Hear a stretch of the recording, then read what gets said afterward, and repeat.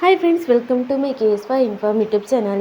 ಯಾರಾದರೂ ನನ್ನ ಚಾನಲ್ನ ಸಬ್ಸ್ಕ್ರೈಬ್ ಮಾಡದೆ ನೋಡ್ತಾ ಇದ್ದರೆ ಪ್ಲೀಸ್ ಒಂದು ಸಬ್ಸ್ಕ್ರೈಬ್ ಮಾಡ್ಕೊಳ್ಳಿ. ಅಡುಗೆ ಕಲಿತಿದ್ದೀರಿ ಅನ್ನೋದಾದರೆ ಅಥವಾ ಸಿಂಪಲ್ಲಾಗಿ ಬೇಗನೆ ಅಡುಗೆ ಮಾಡ್ಕೊಬೇಕು ಅನ್ನೋದಾದರೆ ಈ ಚಿಕನ್ ರೆಸಿಪಿನ ಟ್ರೈ ಮಾಡಿ. ತುಂಬಾ ಈಸಿಯಾಗಿರುತ್ತೆ. ಇದನ್ನು ಮಾಡೋದಕ್ಕೆ ಒಂದು ಮಿಕ್ಸಿ ಜಾರಿಗೆ ಒಂದು ಗಡ್ಡೆ ಆಗುವಷ್ಟು ಬೆಳ್ಳುಳ್ಳಿ, ಹಾಗೆಯೇ ಒಂದು 4 ತುಂಡು ಶುಂಠಿ, ಹಾಗೆ ಒಂದು 10 ಕಾಯಿ ಮೆಣಸು, ಖಾರಕ್ಕೆ ಅನುಗುಣವಾಗಿ ಜಾಸ್ತಿನೂ ಹಾಕ್ಕೊಬಹುದು. ಅದಾದಮೇಲೆ ಇದಕ್ಕೆ ಒಂದು ಸ್ವಲ್ಪ ಪುದೀನ ಸೊಪ್ಪು, ಹಾಗೆ ಒಂದು ಕಟ್ಟಾಗುವಷ್ಟು ಕೊತ್ತಂಬರಿ ಸೊಪ್ಪು, ಹಾಗೆ 2 ಸ್ಪೂನ್ ಆಗುವಷ್ಟು ನಾವು ಗಟ್ಟಿ ಮೊಸರನ್ನ ಸೇರಿಸ್ಕೊಂಡು ನುಣ್ಣಗೆ ನಾವು ರುಬ್ಕೊಬೇಕು. ಇಷ್ಟೇ ಮಸಾಲ ಆಗಿರುತ್ತೆ. ಅದಾದಮೇಲೆ ನಾವು ಚಿಕನ್ನ ಚೆನ್ನಾಗಿ ತೊಳೆದ್ಬಿಟ್ಟು ಅದಕ್ಕೆ ಉಪ್ಪು ಅರಶಿನ ಸ್ವಲ್ಪ ಸೇರಿಸ್ಬಿಟ್ಟು ಈ ಮಸಾಲೆ ರುಬ್ಬಿರೋದೇನಿದೆ ಅದನ್ನೇ ಸೇರಿಸ್ಬಿಟ್ಟು ಚೆನ್ನಾಗಿ ಮ್ಯಾರಿನೇಟ್ ಮಾಡ್ಕೊಬೇಕು. ಟೈಮ್ ಇತ್ತು ಅಂದರೆ ಒಂದು 1/4 ಗಂಟೆ ಎತ್ತಿಟ್ಕೊಂಬಿಡಿ, ಇಲ್ಲಾಂದರೆ ಆವಾಗಲೇ ಮಾಡ್ಕೊಬೋದು.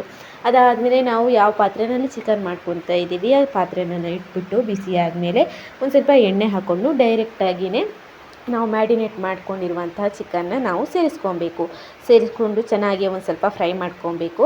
ಅದಾದಮೇಲೆ ಒಂದು ಸ್ವಲ್ಪ ಉಪ್ಪನ್ನ ಹಾಕ್ಕೊಬೇಕು. ಆವಾಗಲೇ ಒಂದು ಸ್ವಲ್ಪ ಉಪ್ಪು ಹಾಕಿರೋದ್ರಿಂದ ಇನ್ನೂ ಒಂದು ಸ್ವಲ್ಪ ಉಪ್ಪು ಬೇಕಾಗಿರೋದ್ರಿಂದ ಒಂದು ಸ್ವಲ್ಪ ಉಪ್ಪನ್ನ ಹಾಕ್ಕೊಂಬಿಟ್ಟು ಆಮೇಲೆ ಅರ್ಧ ಲೋಟ ನೀರನ್ನ ಸೇರಿಸ್ಬಿಟ್ಟು ಮುಚ್ಚಿಬಿಟ್ಟು ಒಂದು 10 to 15 ಮಿನಿಟ್ಸ್ ಬೇಯಿಸಿದರೆ ಆಯಿತು. ಸೂಪರ್ ಟೇಸ್ಟಿಯಾಗಿರುವಂತಹ ಚಿಕನ್ ರೆಸಿಪಿ ರೆಡಿ ಆಗುತ್ತೆ. ಬಿಸಿ ಬಿಸಿ ಅನ್ನ ಜೊತೆ, ಮುದ್ದೆ ಜೊತೆ, ಹಾಗೆ ಚಪಾತಿ, ದೋಸೆ ಎಲ್ಲದಕ್ಕೂ ಟೇಸ್ಟಿಯಾಗಿರುತ್ತೆ. ನೀವು ಮನೆಯಲ್ಲಿ ಟ್ರೈ ಮಾಡೋದನ್ನು ಮರಿಬೇಡಿ. ದಿಢೀರಂತ ಮನೆಗೆ ನೆಂಟರು ಬಂದಾಗ ಈ ಥರ ರೆಸಿಪಿ ಬೇಗನೆ ರೆಡಿ ಆಗುತ್ತೆ. ಕೊನೆಯದಾಗಿ ಕರಿಬೇವು ಸೊಪ್ಪು ಅಥವಾ ಕೊತ್ತಂಬರಿ ಸೊಪ್ಪನ್ನ ಹಾಕ್ಕೊಬೋದು. ಸೂಪರಾಗಿರುತ್ತೆ. ನೀವು ಒಂದು ಸಲ ಟ್ರೈ ಮಾಡಿ.